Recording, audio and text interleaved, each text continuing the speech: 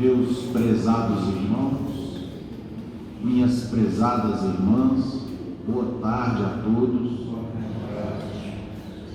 Nós gostaríamos de lembrar a todos aqui presentes que coloquem os seus telefones celulares no modo silencioso, a fim de que não haja nenhum tipo de interrupção aqui na nossa concentração e nos nossos trabalhos. Nós vamos fazer a oração para iniciarmos os nossos estudos dessa tarde, agradecendo a Jesus, nosso Mestre amado, essa oportunidade abençoada de nos encontrarmos novamente nessa tarde de outono, de sábado, onde estudaremos o Evangelho, a Boa Nova de Jesus, rogando, portanto, ao nosso querido Mestre, que dos altiplanos celestiais Ele nos envie as suas bênçãos de amor, de saúde, de paz. Que essas vibrações desçam sobre todos os nossos irmãos, encarnados e desencarnados, aqui presentes, e que elas possam ser reencaminhadas aos nossos lares, aos nossos familiares, e também a todos aqueles irmãos que sofrem, perambulando pelas ruas, nos hospitais,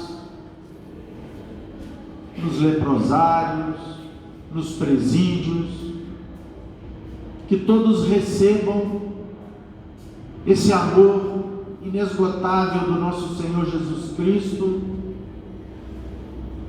e que possamos, ao recebê-lo, fortalecer os nossos sentimentos de pacificação e de desejo de viver a sua boa nova em nossas próprias vidas. Que esse estudo se repita nessa casa, sempre nas bases fortes do Evangelho de Jesus, e que possamos não apenas compreendê-lo, mas também senti-lo em nossos corações, a fim de que possamos levar a vida, a nossa existência, num clima de paz e de evolução individual. Ave Maria, cheia sois de graças, o Senhor é convosco.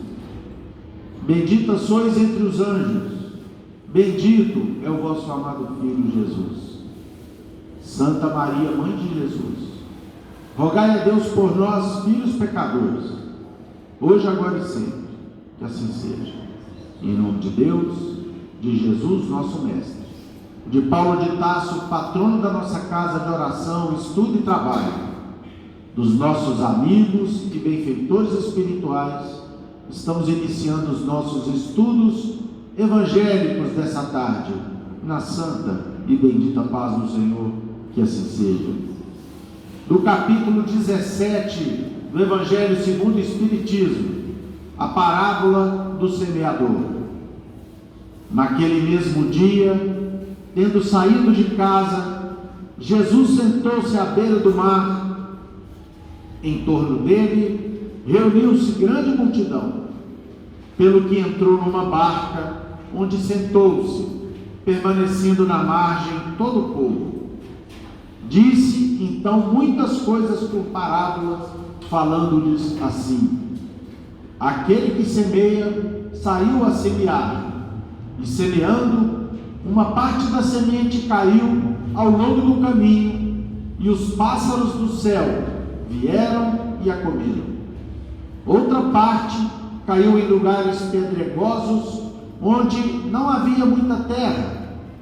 As sementes logo brotaram, porque carecia de profundidade a terra onde haviam caído. Mas, levantando-se, o sol as queimou, e como não tinham raízes, secaram. Outra parte caiu entre espinheiros, e estes, crescendo, as abafaram. Outra, finalmente, caiu em terra boa, e produziu frutos, dando algumas sementes 100 frutos por um, outras 60 e outras 30.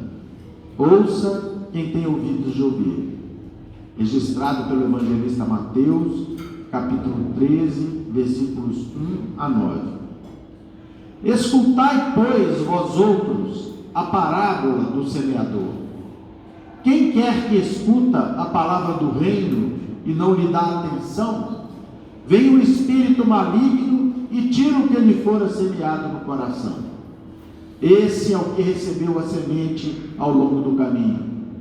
Aquele que recebe a semente em meio das pedras é o que escuta a palavra e que a recebe com alegria no primeiro momento. Mas, não tendo nele raízes, dura apenas algum tempo. Sobrevindo reveses e perseguições por causa da palavra, tira ele daí motivo de escândalo e de queda. Aquele que recebe a semente entre espinheiros é o que ouve a palavra, mas em quem, logo, os cuidados deste século e a ilusão das riquezas abafam aquela palavra e a tornam infrutífera. Aquele, porém, que recebe a semente em boa terra é o que escuta a palavra, que ele presta atenção e em quem ela produz frutos, dando 100 ou 60 ou 30 por um. Explicações contidas na própria palavra e realizadas por Jesus e registradas pelo discípulo e evangelista Mateus, capítulo 13, versículos 18 a 23. Passamos a palavra para nossa querida e amada filha Laura, para que ela inicie os comentários da tarde. Boa tarde a todos.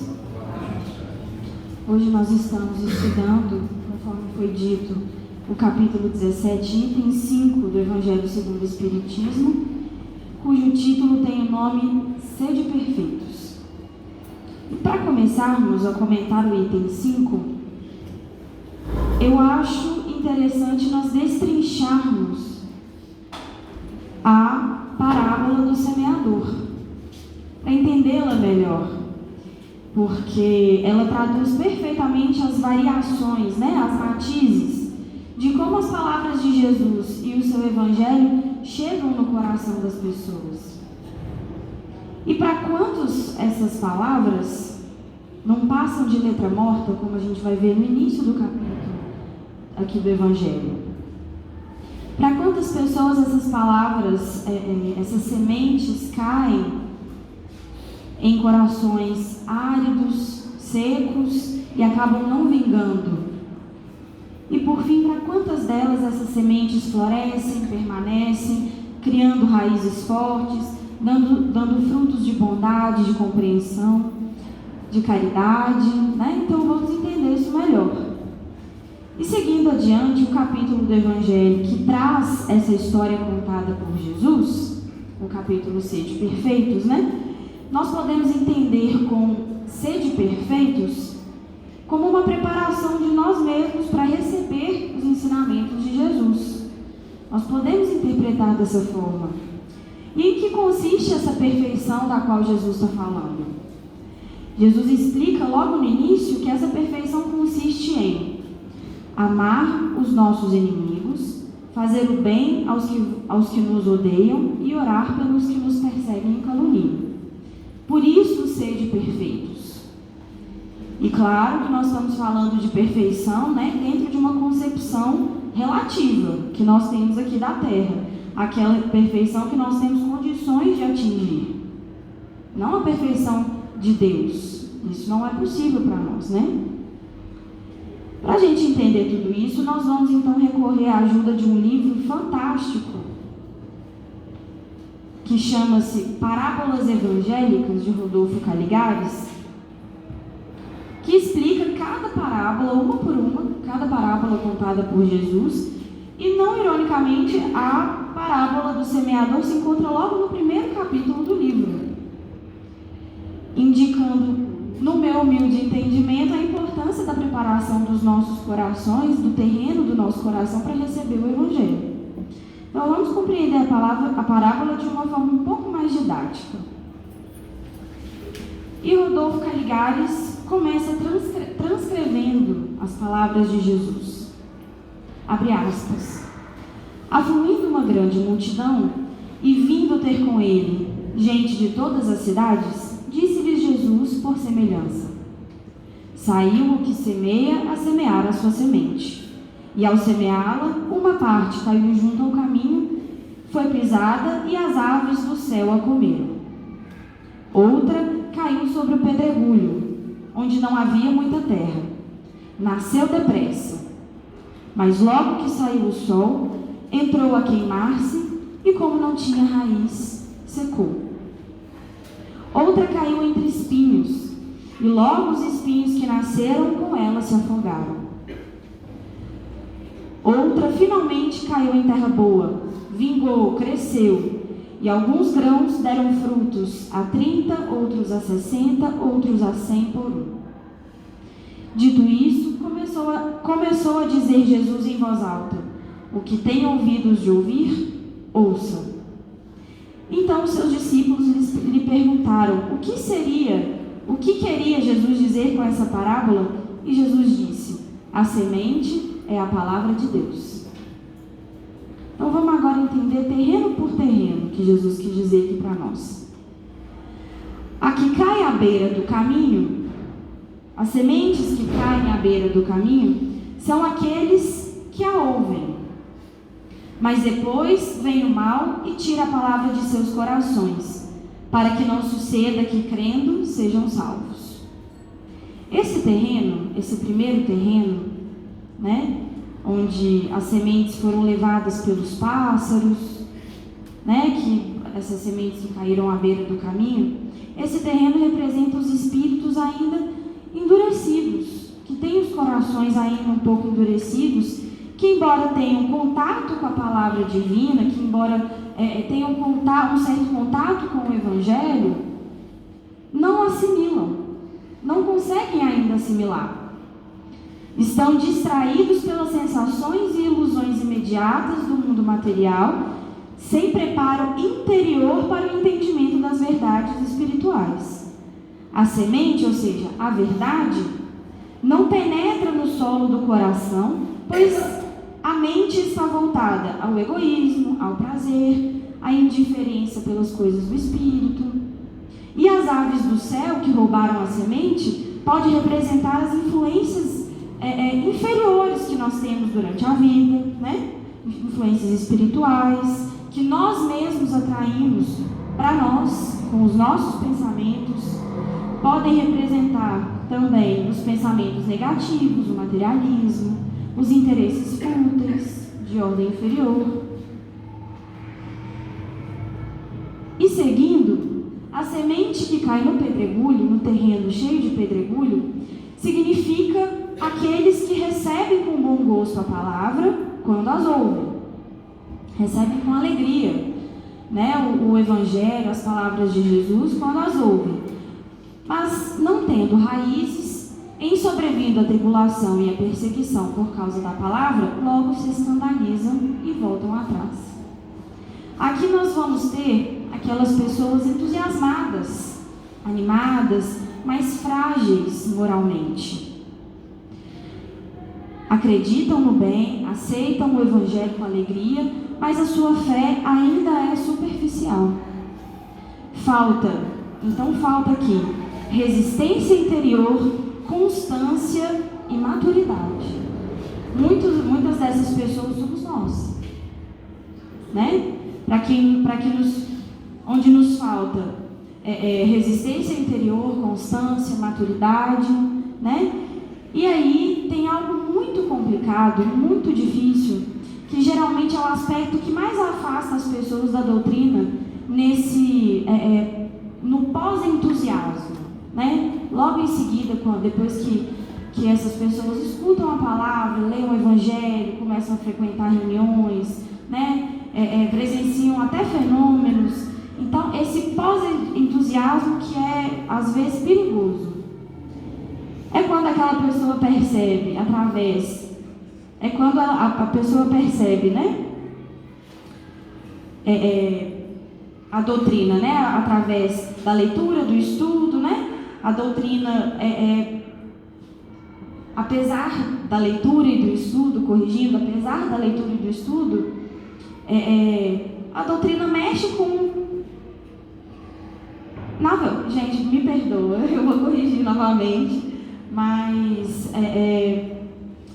o que eu quis dizer é que essas pessoas, apesar de estudarem, de lerem, participarem, né, de frequentarem mesmo a fraternidade, os centros espíritas, elas começam a se incomodar quando percebem que a doutrina espírita mexe diretamente com o nosso íntimo. É quando vem o desconforto, porque a doutrina mexe com a gente a ponto de nós mesmos começarmos a nos cobrar, né? Aí a gente percebe que precisa de esforço, que precisa de renúncia, que a gente precisa ter paciência com os erros do próximo, e aí é quando esses corações acabam desanimando. Por isso que eu considero um momento muito delicado, sabe? Porque a reforma íntima incomoda, a reforma íntima dói, né? E renunciar causa desconforto quando o egoísmo ainda fala mais alto no nosso coração. Perdoar incomoda quando a gente ainda cultiva orgulho dentro da gente, né? Ter paciência, então, é quase impossível. E quando a gente descobre que caridade não é só esmola, e quando a gente descobre que caridade não é só esmola, é sentar, ouvir as pessoas com atenção. Quando a gente descobre que caridade é dar atenção, atender a um pedido com boa vontade, de coração, é ser gentil, independente do interlocutor, porque ninguém aqui no mundo é mais importante que ninguém. Uma pessoa que te aborda na rua não é menos importante do que o seu chefe, para quem você responde diretamente no seu dia a dia, né? Aí complica, fica muito difícil e a gente não está tendo tempo mais de deixar para a próxima reencarnação, né? E dando sequência, a gente vai tentar entender um pouquinho agora essas sementes que caíram entre espinhos, né? Que são aquelas pessoas que ouvem a palavra, mas os cuidados desse mundo, as ilusões da riqueza e as paixões afogam essas sementes, ficando assim infrutuosas, né? São aquelas pessoas que têm índole boa, têm sensibilidade para o bem, simpatizam com os ensinamentos de Jesus, mas não conseguem renunciar aos interesses materiais, às ambições, o orgulho, né? Os espinhos que Jesus fala nesse terreno podem ser representados pelas preocupações com poder, pela preocupação com status, com posse, vaidade, prazer, fazer fortuna para aposentar bem, né? Isso tudo afoga o impulso espiritual nas nossas vidas. E aqui nós estamos falando dos corações que conhecem a doutrina, mas não conseguem vivenciá-la, porque estão dominados pelas paixões humanas e não pretendem sair delas. Não pretendem sair delas. A gente sabe que o verdadeiro progresso só acontece através da educação do espírito, ou seja, as conquistas materiais, as paixões, os prazeres, né, que são totalmente passageiros, eles podem nos trazer alguma coisa além de estagnação, ilusão e engano? Será que vale a pena viver uma vida com propósitos apenas materiais? Ou será que a gente ainda dá atenção demais para esses propósitos a ponto de esquecer de cuidar do nosso mundo íntimo? Estudar, abrir uma página rapidinha, nem que seja 3 vezes na semana, além do culto, além da fraternidade, né? Tirar um momento para reflexão. Gente, isso é tratamento. Isso é tratamento. E agora, meus irmãos, a gente chega no último terreno que Jesus citou, sobre aquela semente que caiu em terra boa, né? São aquelas pessoas que, ouvindo a palavra com o coração bom e reto, retêm e dão fruto, retêm essa semente no coração, no solo do coração, e dão fruto com perseverança. Esse coração é aquele que já está desperto para a vida maior, que ouve, compreende e assume responsabilidades morais diante do Evangelho. A terra boa é o coração receptivo, é aquele coração disposto a amar, disposto a servir, disposto a aprender, né? Aqui a semente do Evangelho tem espaço para germinar, para se desenvolver, se frutificar, porque existe disciplina, porque existe esforço sincero, humildade, vontade de melhorar todo dia. Aqui a cobrança da consciência funciona como chave de evolução, chave para a evolução. E já não é tão dolorido mais olhar para os próprios erros, porque esse coração não se escandaliza nem se paralisa, ele só se movimenta para o bem.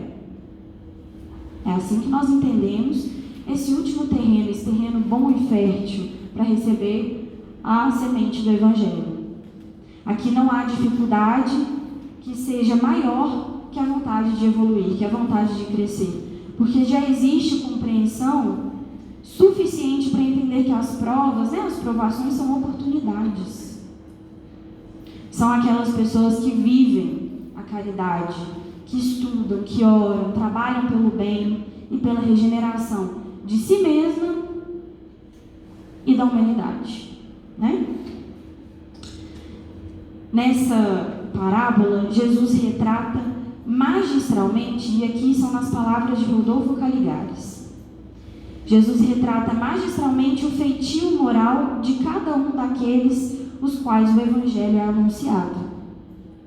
Conforme a sua má ou boa vontade na aceitação da palavra de Deus e a maneira como procedem após tê-la ouvido, os homens podem ser classificados como beira de caminho, pedregal, espinheiro ou terra boa.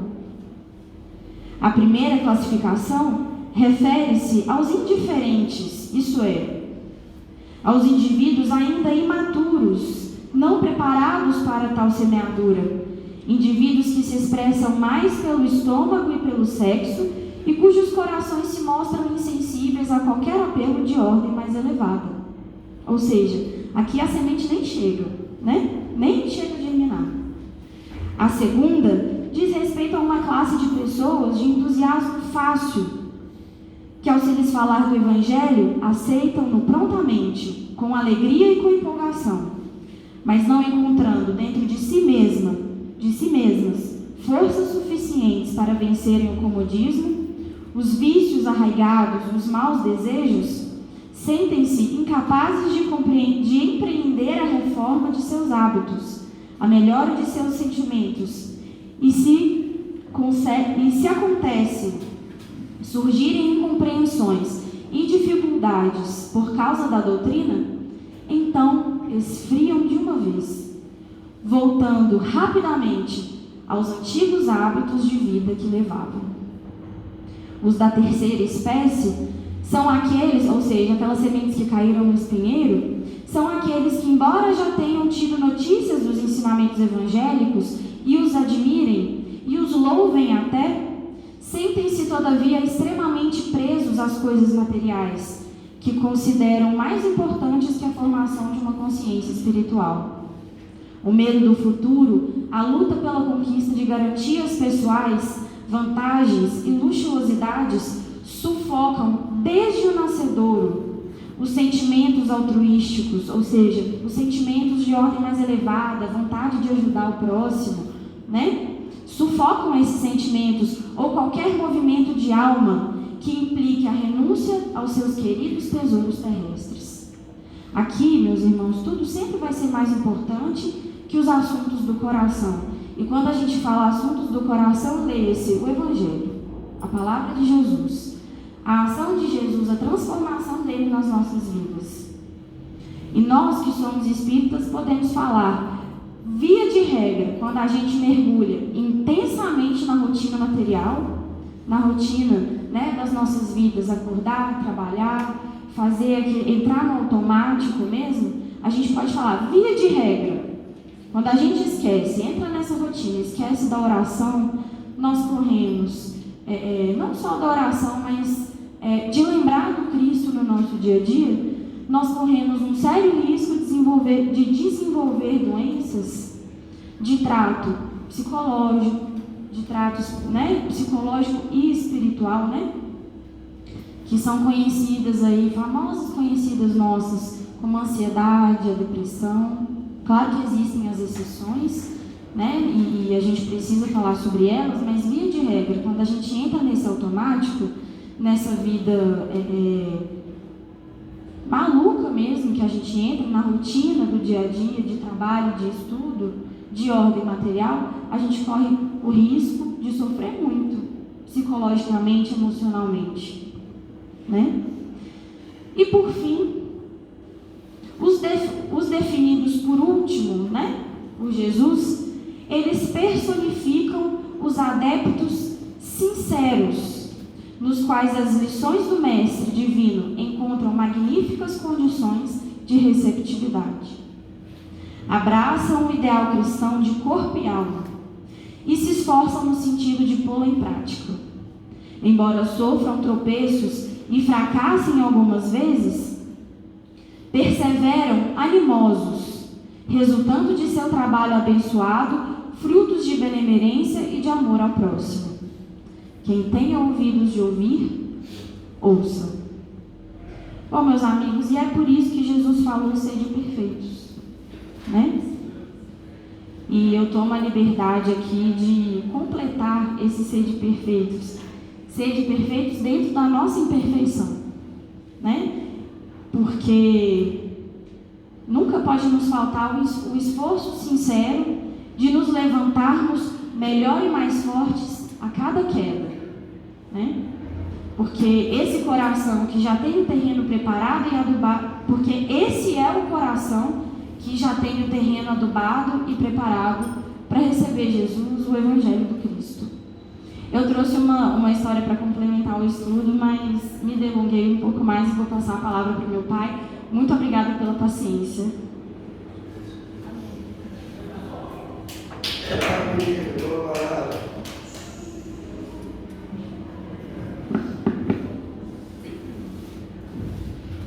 Muito obrigado pela sua companhia.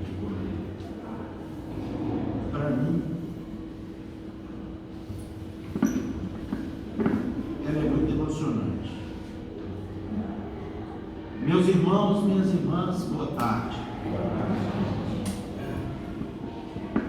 Que Jesus nos abençoe nessa tarde linda de sábado,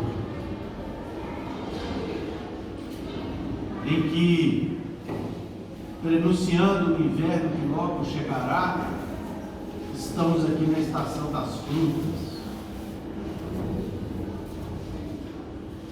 E as frutas nos relembram, com toda certeza nos remetem,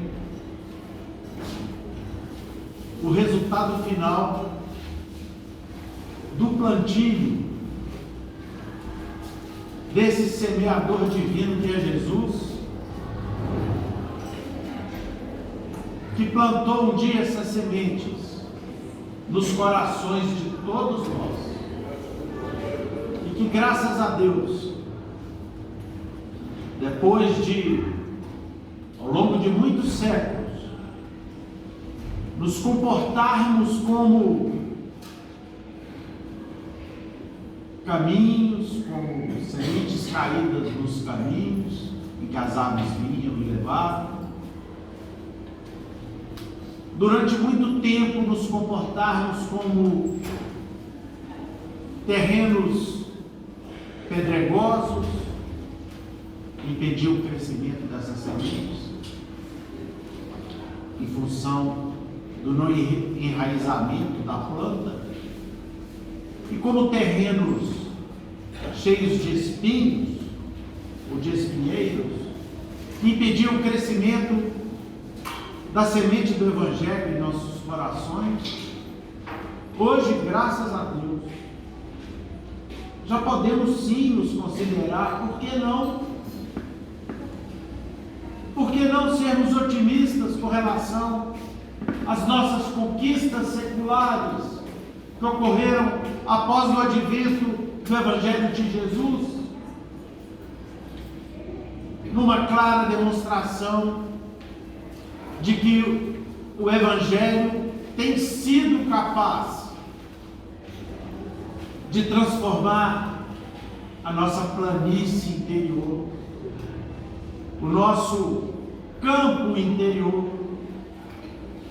abrigando as sementes de luzes do divino semeador e contribuindo para aos poucos mudar as nossas vidas.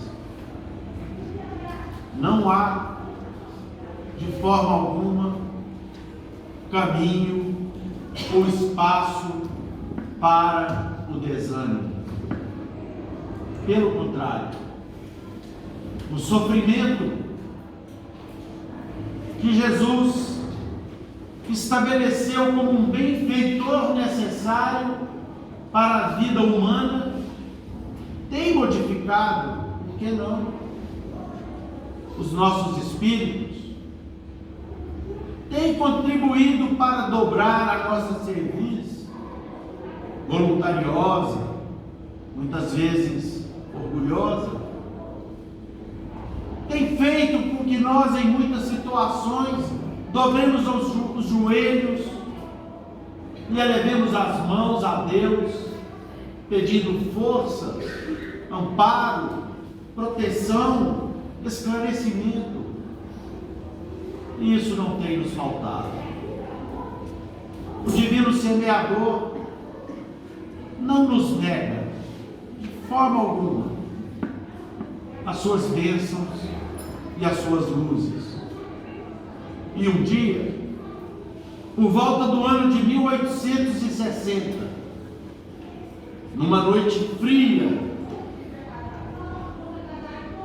do inverno europeu, muito embora o trabalho espírita, o trabalho da implantação do espiritismo na Terra estivesse consolidado, muito embora a promissora venda de livros, especialmente o Livro dos Espíritos, que os Espíritos haviam colocado em suas mãos, Allan Kardec sentia em seu coração, sentia em sua alma que a pressão aumentava. A pressão aumentava muito. Centenas de cartas que ele recebia, uma parte delas, meus irmãos, minhas irmãs, eram correspondências sarcásticas, irônicas. E quanto mais desalentado naquela noite, naquela madrugada, o grande codificador se mostrava, eis que aparece ao lado dele, segurando uma carta em suas mãos, a sua doce cabine, a sua querida esposa, lhe entregando então essa carta, que imediatamente, seguida de uma encomenda, o nosso querido codificador então a abriu para poder observar de que se tratavam aquela carta e aquela encomenda. O professor então abriu o embrulho e, ao ler a carta singela, constatou: Senhor Allan Kardec, um respeitoso abraço. Com a minha gratidão, remeto-lhe o livro anexo, bem como a sua história, rogando-lhe, antes de tudo, que o Senhor prossiga em suas tarefas de esclarecimento da humanidade sem desânimo, pois tenho fortes razões para isso. Sou, senhor Allan Kardec, um encadernador desde pequenino e trabalho numa grande casa de encadernação de livros dessa capital, ou seja, em Paris. Há cerca de 2 anos, casei-me com aquela que se revelou a minha companheira ideal. Nossa vida corria normalmente e tudo era alegria e esperança, quando no início desse ano, de modo inesperado, a minha Antoinette partiu dessa vida, levada por uma sorrateira doença. Meu desespero foi indescritível e julguei-me então condenado ao desamparo absolutamente extremo. Sem confiança em Deus e sentindo as necessidades do homem no mundo e vivendo com as dúvidas aflitivas do nosso século, resolvi seguir o caminho de tantos outros ante aquela fatalidade para mim insuportável. A prova da separação me venceram. E eu não passava agora de um trapo humano. Faltava ao trabalho e o meu chefe, reto e ríspido, ameaçava-me com a demissão. Minhas forças fugiram. Namorava diversas vezes o Rio Sena e acabei planejando então o suicídio. Seria fácil, eu não sei nadar, pensava. Sucediam-se noites e noites de insônia e dias de angústia. Em madrugada fria, quando as preocupações e o desânimo me dominaram mais fortemente, busquei a ponte Marie. Olhei em torno e contemplei a corrente do rio. E ao fixar a mão direita para atirar-me, toquei um objeto bastante molhado, que se deslocou da murada da ponte e caiu aos meus pés. Surpreendido, me deparei com um livro que o orvalho da noite umedecera.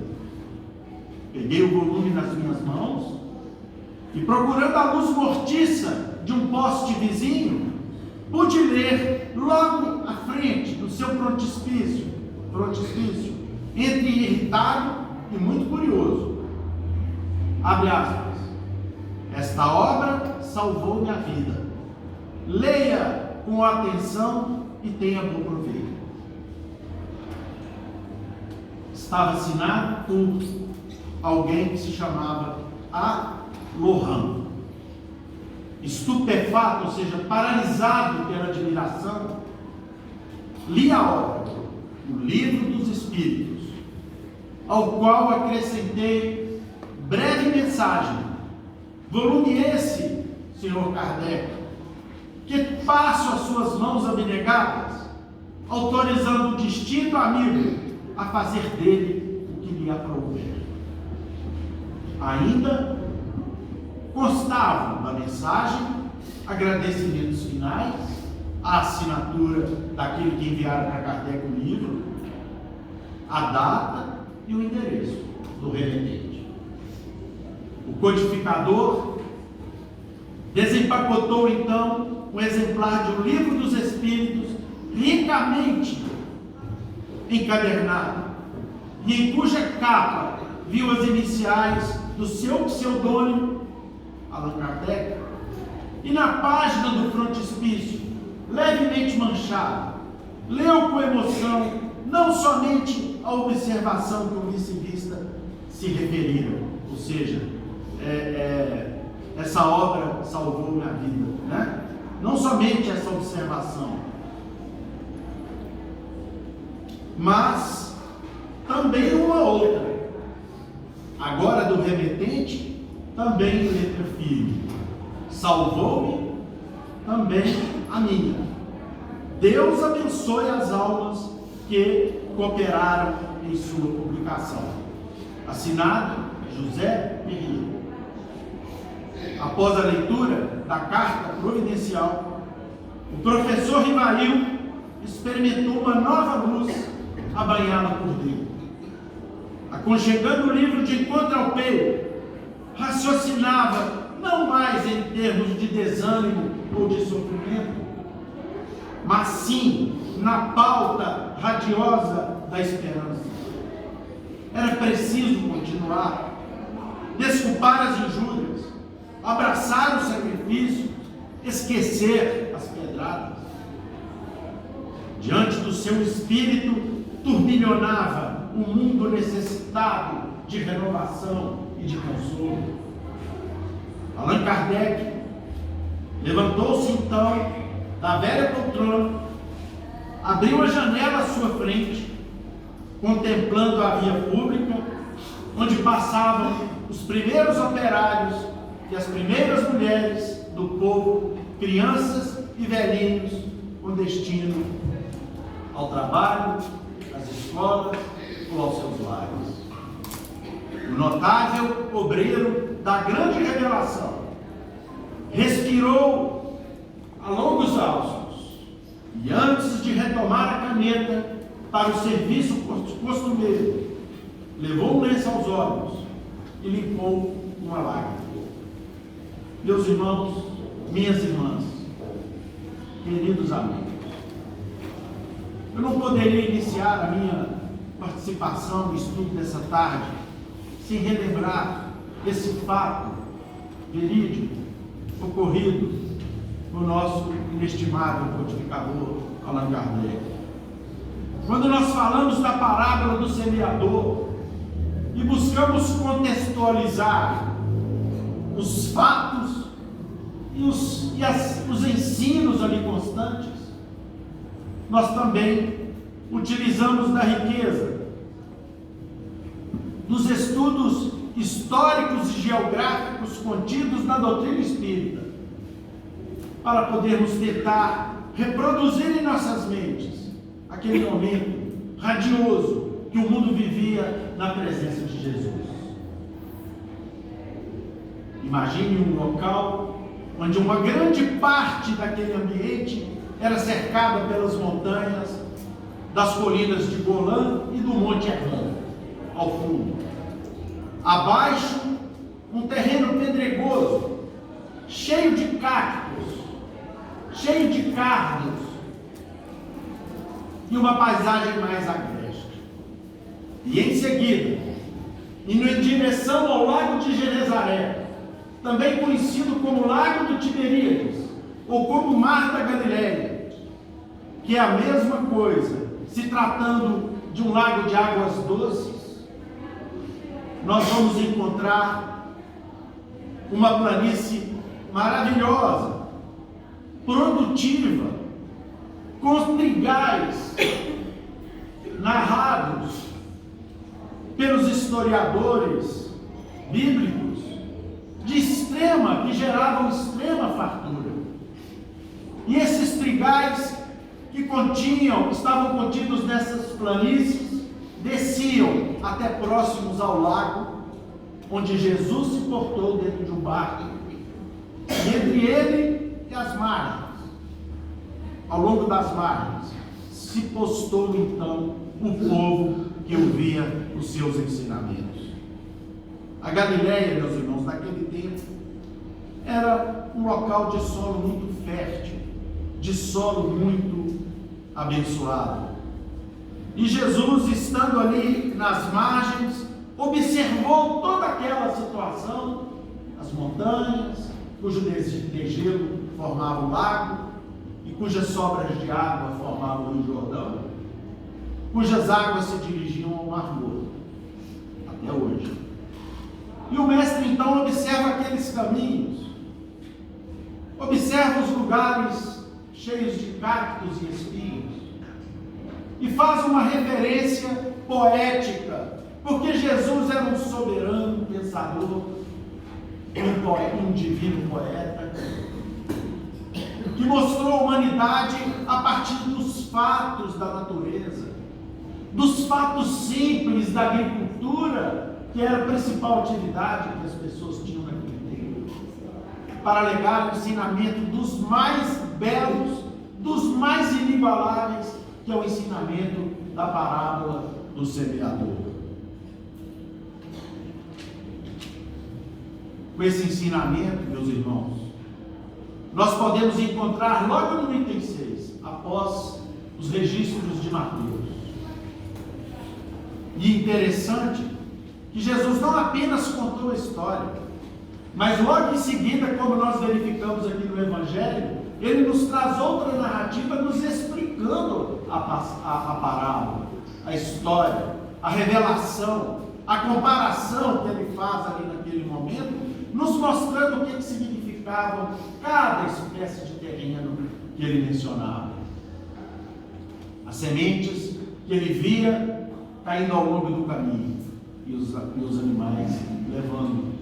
As sementes que ele via na divisa dos terrenos pedregosos, caindo e com certeza fazendo com que o mestre concluísse que suas raízes não haveriam de brotar, porque o sol não permitiria que aquela planta crescesse.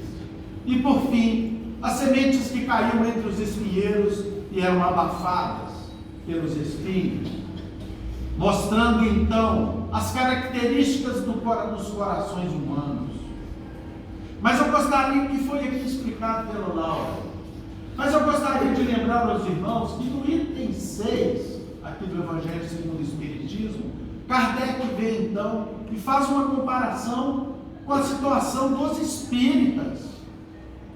Nós que já recebemos a semente num coração dadivoso, num terreno fértil, nós que já nos encontramos aqui nessa tarde, porque as sementes caíram em nossos corações e frutificaram, e começaram a produzir os seus frutos. É por isso que então Kardec se lança ao futuro e manda aqui no item 6 uma mensagem para nós espíritas, que significa, entre outras coisas, que nós não podemos e não devemos desanimar. Nós erramos? Erramos. Nós caímos? Caímos, meus irmãos, infelizmente. Ainda tropeçamos, repetimos obras vãs, como diz o evangelista. Nos enganamos em relação à análise do comportamento humano. Ainda somos ingratos, em uma certa medida. Ainda somos criaturas muitas vezes impermeáveis a certos sentimentos que nos buscam e tentam desenvolver em nós, por exemplo, o desejo da prática da caridade, do amor ao próximo em toda a sua dimensão. Mas nós já temos essas sementes germinadas em nosso mundo íntimo.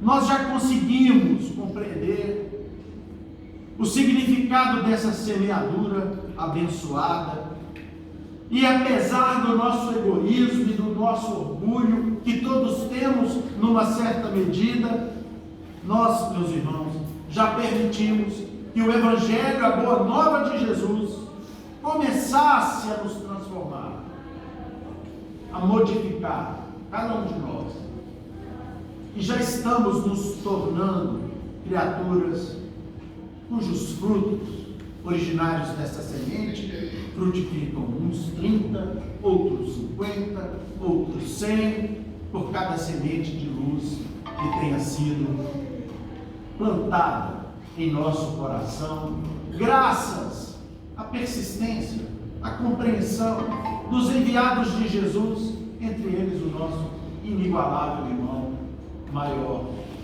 Hipólito Leon de Isabel, o Rivail, também conhecido como Allan Kardec. Irmãos queridos, que sucederam o codificador na tarefa de auxílio a Jesus para a transformação do mundo e do nosso mundo íntimo. E aqui nós lembramos a figura inesquecível do mineirinho abençoado de Pedro Leopoldo, o nosso querido Francisco Cândido Xavier, o Chico Xavier, cujos livros, mais de 450 psicografados, geraram material suficiente para os próximos milênios, a humanidade refletir, mas cujo comportamento, materializado nas lições contínuas de humildade que aquela criatura nos proporcionou, nos faz, com toda certeza, nós, maioria de nós aqui, que fomos seus contemporâneos, eu tive a bênção de um dia poder apertar-lhe a mão. Um dia, daqui a algumas reencarnações, quando já estivermos de fato redimidos, nós vamos lembrar com os corações repletos de alegria. Meu Deus, muito obrigado. Eu vivi no tempo dessa criatura abençoada. E aqui também, meus irmãos, não poderíamos deixar de lembrar do nosso caríssimo, ou dos caríssimos irmãos, que se multiplicam, muitos deles incógnitos, na condição de verdadeiros discípulos de Jesus, nos auxiliando a todos, através dos seus ensinos e dos seus exemplos. E lembramos aqui um deles, o nosso querido Divaldo Franco, o baiano iluminado, que criou não apenas uma multiplicidade de obras, de mais de 250 psicografadas, explicando o Evangelho e nos trazendo a doutrina espírita, mas sobretudo multiplicando amores e bênçãos nas milhares de crianças que ele recebeu na sua casa, enfeitando-lhes os corações e as mãos, não apenas com os ensinos do Evangelho, mas também com a oportunidade de poderem ter uma profissão e com ela de poderem conquistar a dignidade. Então, a esses irmãos que receberam as sementes do divino semeador em seus corações e que souberam fazer com que essas sementes frutificassem uns 250 vezes, outros em 450 por um, nós agradecemos a Jesus as bênçãos do seu ensino, que ele fez questão de, como semeador de Deus, espalhar nos corações de toda a humanidade, nos corações de cada um de nós. Portanto, meus prezados e queridos irmãos, nós temos que preparar o nosso terreno interior. Nós temos que preparar as nossas vidas para podermos perceber essa semeadura. Já não é mais possível, diante do Evangelho explicado pela doutrina espírita, que nós nos comportemos como criaturas insensíveis, que esses ensinamentos cheguem até nós, que nós os achemos maravilhosos, mas que eles não signifiquem motivo de transformação em cada um de nós. Está na hora de nós seguirmos alguns passos além da contemplação maravilhosa, não apenas na obra inigualável de nosso Senhor Jesus Cristo, mas também darmos o passo seguinte, que significa fundamentalmente uma caminhada firme e resoluta em direção ao nosso aprimoramento. Nós costumamos dizer aqui, nesta casa, ao longo dos nossos estudos, que Jesus está muito mais preocupado profundamente preocupado com o que nós fazemos em prol da nossa transformação a partir dos seus ensinos, do que a quantidade de irmãos e irmãs que nós estamos tentando converter através da pregação dos ensinos de Jesus. Estudar com todos os nossos irmãos é fundamental, é importante, é necessário. E como diz Francisco de Assis, pregai o Evangelho de qualquer maneira, mas fundamentalmente pregai o Evangelho através das ações. E isso é que significa para nós espíritas cristãos evangelizar. Emmanuel, uma página muito bonita, ele estabelece a diferença entre pregadores do Evangelho, que é o que estamos fazendo aqui agora, este que nos fala, e evangelizadores. Evangelizar é algo muito maior, é algo muito mais transformador, é algo muito mais profundo. Tem a ver com o exemplo desses irmãos que nós citamos aqui e de tantos outros. Evangelizar, na realidade, é uma proposta de transformação que nós fazemos em nós, em primeiro lugar, e que depois ela se exterioriza de maneira natural para influenciar e auxiliar os irmãos que se aproximam de nós, mesmo sem proferirmos uma palavra sequer. O Chico não precisava dizer nada para tocar os corações daqueles que se aproximavam dele. Jesus não precisava absolutamente dizer nada para que as pessoas tocassem seu manto e se curassem, para que as pessoas manifestassem diretamente a sua fé e pedissem a Ele que levasse ou que enviasse um pensamento de cura para o seu servo, como o centurião das Escrituras evangélicas, e o Mestre assim o fazia. Evangelizar, meus irmãos, significa fundamentalmente esse esforço danado de transformação e de mudança que nós procuramos fazer ao longo de uma vida, nos tornando criaturas mais afáveis, menos ignorantes, que estabelece um melhor diálogo com o semelhante, para que nós nos transformemos em criaturas mais solidárias, mais fraternas, de melhor convivência. Esse esforço ingente que nós fazemos para poder conviver no dia a dia com os nossos familiares, sem termos o desprazer de ouvir: nossa mãe, olha quem chegou aqui em casa, meu Deus do céu, o clima vai mudar, vamos ficar todo mundo calado, porque chegou o tirano.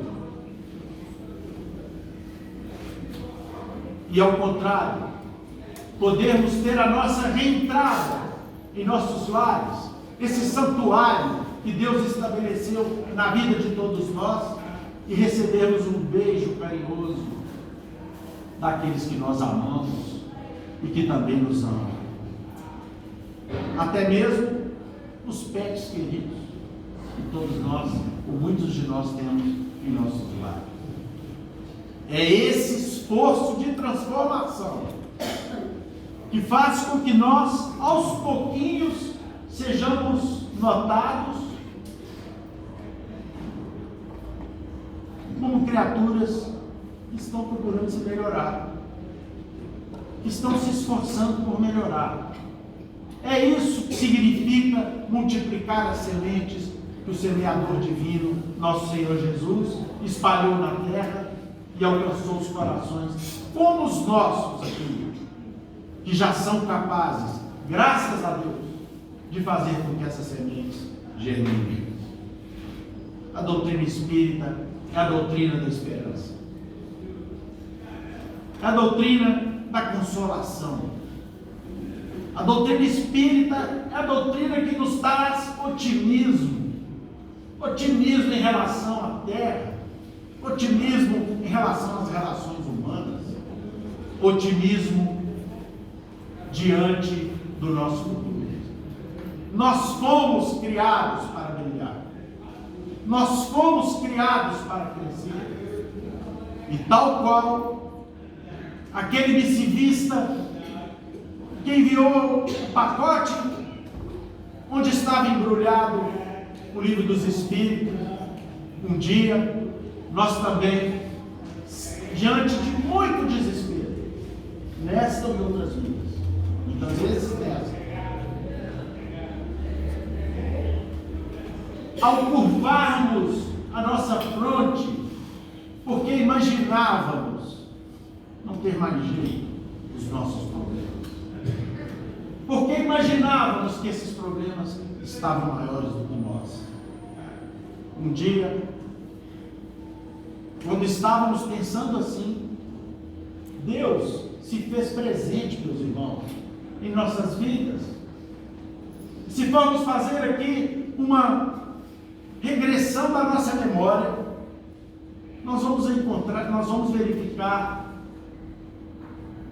que um livro que caiu aos pés de um irmão à beira de se suicidar, da nossa parte, foi o conselho de um amigo que nos alertou, foi o exemplo de um irmão querido, de uma irmã querida. No meu caso, foi a bênção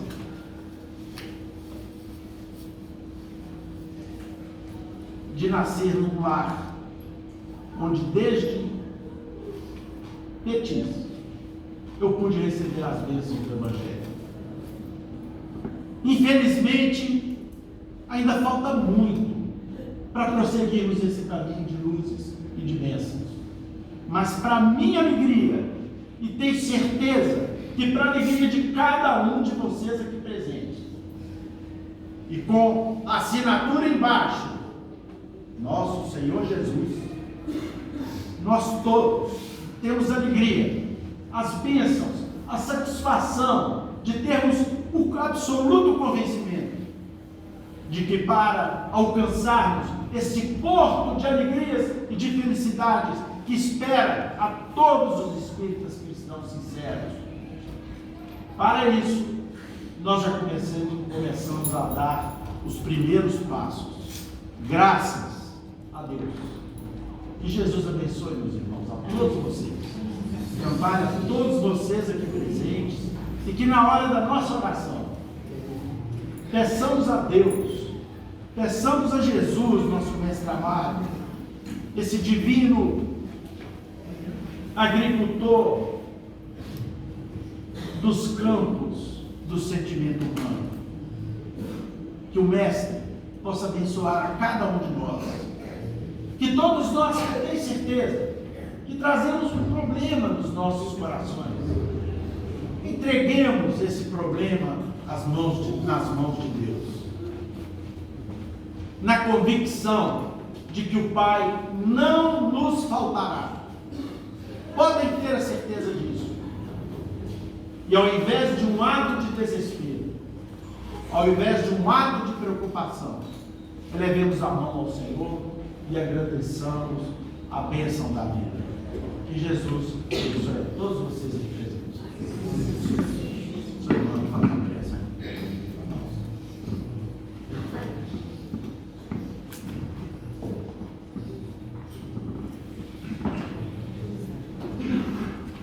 Querido Mestre Jesus, ainda envolvidos pelas vibrações de paz que envolvem todos nós, que aqui nos encontramos, queremos agradecer, Senhor, essas sementes divinas que têm vindo dos planos superiores através do Consolador prometido, nos mostrando a lei de evolução e progresso. Agradecemos, Senhor, porque são sementes que têm transformado as nossas vidas apesar das enfermidades, das limitações que somos portadores. Agradecemos por estarmos matriculados nas fileiras do Consolador prometido, na Fraternidade Espírita Paulo de Tarso. O roteiro tem sido nos ensinado, basta colocarmos em prática. Pedimos, Senhor, que vossas bênçãos se estendam sobre todos nós que aqui nos encontramos, encarnados e desencarnados, estendendo a cada um de acordo com o grau de merecimento e a sua necessidade. Pai nosso, que estais nos céus, santificado seja o vosso santo nome. Venha a nós o vosso reino, seja feita a vossa vontade, assim na terra como nos céus. O pão nosso de cada dia dai-nos hoje.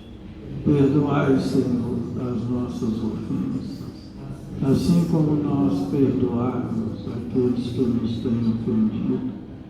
Não nos deixes cair em tentações, livrai-nos do mal, porque vosso é o reino, o poder, a misericórdia e a glória para todos sempre, que assim seja. Devolvemos a palavra ao nosso irmão Euler, para que ele possa encerrar a reunião da tarde.